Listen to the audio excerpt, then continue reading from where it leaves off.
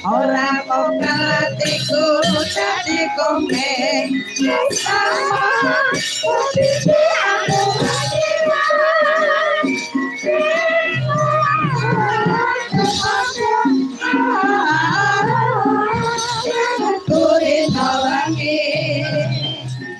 Sale wong tresnaku kasih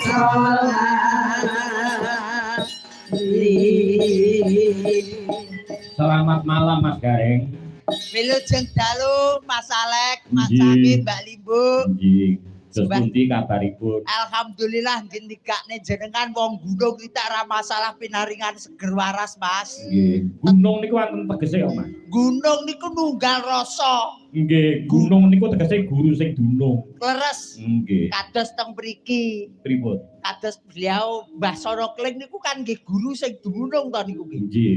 Aku ki ora wis ping pira nggih wis ora kekitung Mas kula keteng mriki teng Tugur niku nggih. Teng mriki wis ora kena diitung. Walah mboten kena diitung. Nggih. Karek bengi iki ki mbuh ki oleh hasil apa ora ki aku. Rumah saku kok seniman kok merembuk hasil iki lho, sing penting netepi marang karyane. Wong jane kula ki nggih netepi marang karyane kula karyane kula piyambak niku nggih kula tetepi niku Mas nggih. Ning nggih sejatine kula nggih teng mriki nggih golek dhuwit Mas. Nggih. Piye to? Nggih, nggo golek dhuwit kula teng mriki wau. Dadi jenengan celorengan kaya ngene nggih golek dhuwit. Golek dhuwit. Upama duwe dhuwit ning orang duwe sedulur pripun jenengan? Kula to malah sehat. Lho, kok iso? Lah nggih to kok eman kok duwe dulur, duwe dhuwit sing penting duwe dhuwit. Ora duwe dulur ora masalah. Ora masalah. Ora masalah. Dadi dulur karo dhuwit abot? Nggih, dhuwit. Wah, kuwi jenengan iki ora ngerti agama, Mas. Lah kok mboten ngertos agama pripun to? Wong niku nyambut gawe sing ikhlas lahir kelawan batine. Perkara rezeki sing kei sing gawe urip. Sing gawe enek urip enek sing uripi, mesti Leres. diparingi dalane urip. Nggih. Lah ngoten lho. Nek cara kula nggih dhuwit karo dulur niku tetep abot dulur. Jenengan dhuwit karo dulur abot? Abot dulur. Lek kula tetep abot dhuwit. Lek jenengan abot dulur, bar wayangan ngeten iki jenengan abot dulur apa abot dhuwit? Yo abot dulur lho Mas, dulur sing kuwahi dhuwit. Ngono lho Mas. Wong jebule nduke mau gur padha wae ning ngingkil-ingkilan ngantek nyepotne kucir.